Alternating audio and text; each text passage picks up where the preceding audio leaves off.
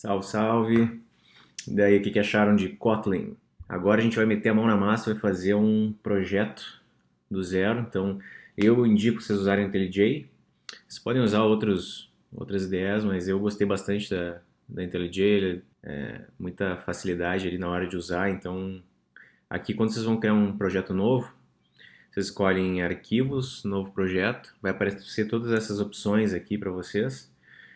Se vocês fossem criar um projeto Java, vocês escolheriam a primeira opção lá de cima, mas no caso do Kotlin é só escolher Kotlin e aí a gente vai fazer só um JVM.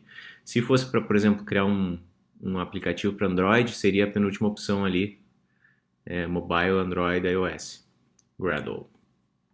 Vocês vão apertar em próximo, Next, e na hora de criar um projeto novo, o que vocês têm que fazer? Então aqui eu estou com o meu projeto aberto, ele tem essas duas abas e ali vai ter toda a estrutura do projeto. Vai ter, quando eu for criar um arquivo novo, tem que selecionar a pasta SRC, que significa Source File, arquivo de código-fonte. Sempre vou criar um novo file.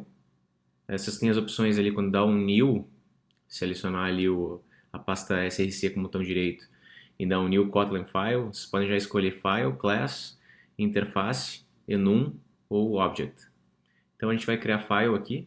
Outra opção aí no file, desculpa, new e Kotlin file, dá no mesmo. E finalmente a gente vai ter o nosso arquivo criado, vai estar vazio.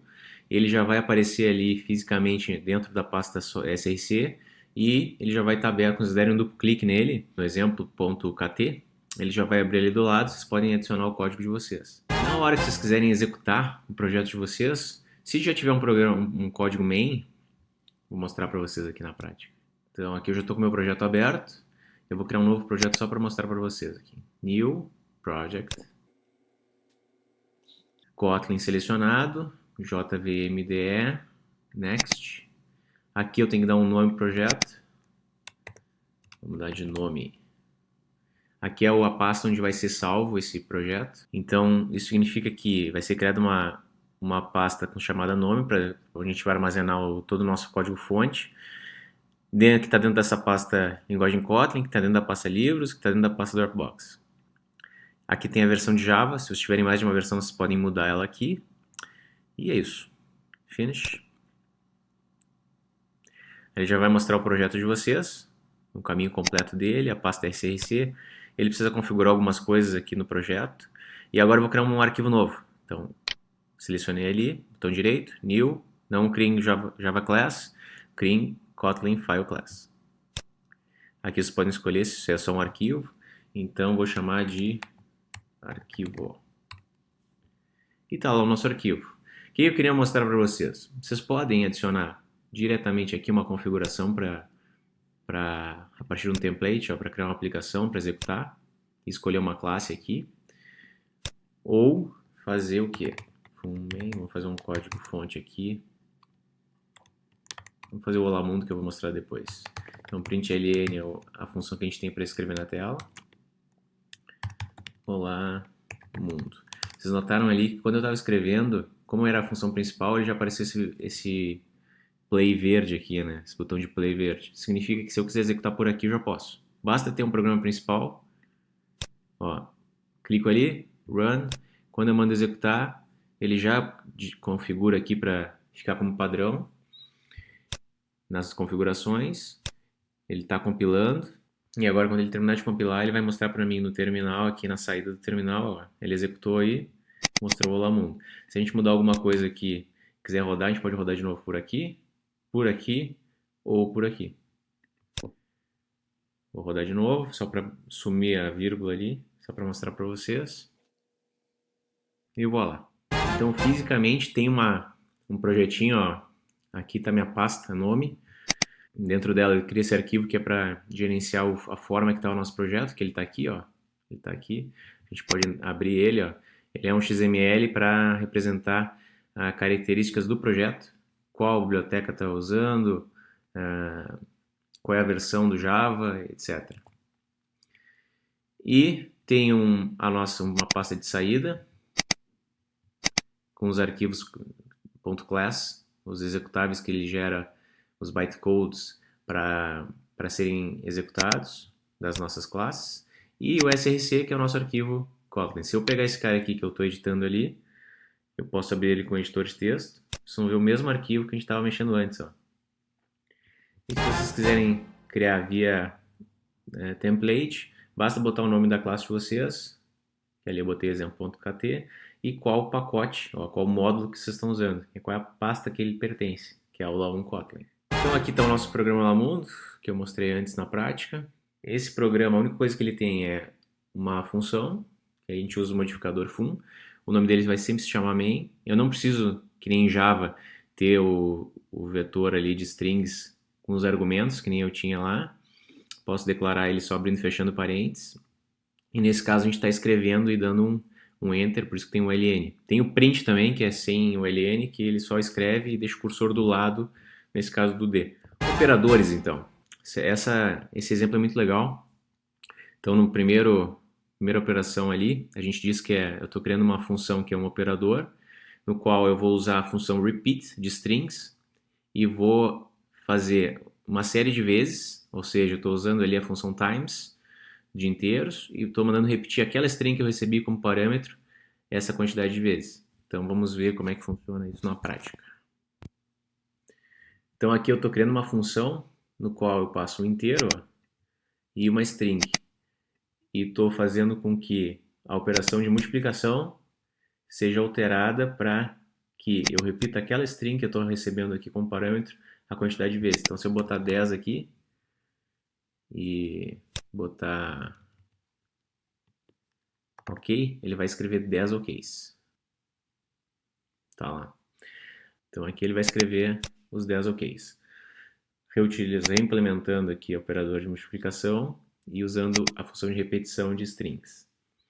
Agora, aqui, nesse segundo exemplo, eu estou pegando a minha classe string e usando o método get, mas nesse método get estou dizendo que eu vou receber um range de inteiros, ou seja, vou receber um intervalo, que nem eu estou passando aqui, ó, de 0 a 14.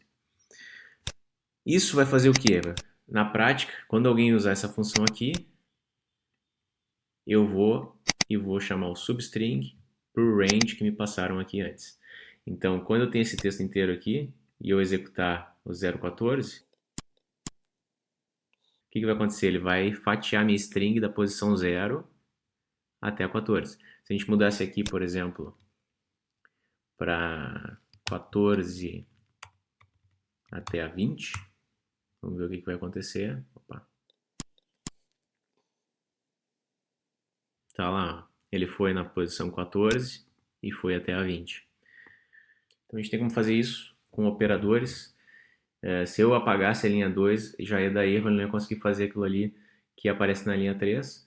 Isso é uma faceta que permite com que a gente faça algumas coisas que a gente só consegue fazer, por exemplo, na linguagem Python. Né? Em Java eu não conseguiria fazer isso se eu não fizesse todo um método para isso. Na hora de imprimir, eu posso simplesmente, nesse caso aqui eu tenho uma variável v, que se chama world, e ali eu estou na hora de escrever, eu escrevi uma string só, e onde eu quero que entre a minha variável, eu uso o cifrão e o nome da minha variável, do valor, ele vai substituir. Então o que acontece? Aparece o hello, vírgula, world. Se eu tivesse mais variáveis, vamos ver o que eu posso fazer aqui.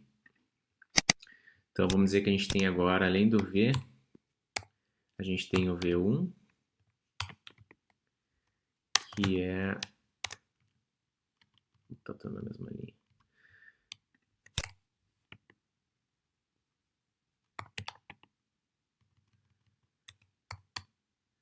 Então, diferentemente do que acontecia lá em Java, que a gente concatenava as strings, aqui eu tenho essa barbada que é adicionar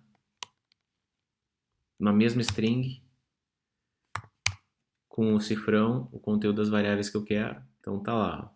Aqui é o conteúdo de V que aparece, ó, que é o world, e aqui o conteúdo de V1, que é o ponto de exclamação, que é o que está acontecendo aqui. O programa principal de vocês em Kotlin pode ser simplesmente que nem eu falei antes, pode ser sem argumentos nenhum, ou vocês podem declarar o jeito tradicional que a gente fazia em Java, que é colocar o args, 2 pontos e um array de strings. Então, Você tem essas duas opções. Muitas vezes a gente não usa os argumentos, por isso que fizeram essa barbada de não ter a obrigatoriedade de usar. Então aqui usando um exemplo com um vetor de argumentos. Então eu recebo, quando a pessoa for executar por linha de comando, eu estou dizendo ali que se minha quantidade de argumentos for maior que zero, aí eu vou mostrar o que tem na primeira posição do vetor de argumentos. Caso contrário, eu vou escrever Kotlin. E vocês podem me perguntar, tá, quando for uma variável, que nem ali no primeiro exemplo, beleza. Mas se eu quiser chamar uma função dentro, posso fazer isso? Pode sim.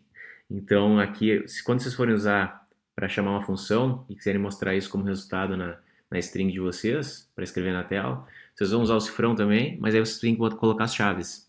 E o que a função executar e retornar para nós vai ser transformado numa string colocado ali. Então ali eu estou chamando de args, eu estou dando um get ou um nulo, ou seja, ele vai dar um get da posição 0, ou nulo se ele não existir. Então agora vou fazer uma pergunta para vocês. O que vocês acham que é mostrado na tela aqui? Nesse caso, se eu não passar nenhum argumento, ou seja, se o meu vetor args vier vazio, o que vocês acham que acontece? Vai mostrar um hello, vírgula, null? Vai mostrar um hello, vírgula, espaço em branco e ponto de exclamação? Ou vai ser lançada uma exceção de null pointer exception?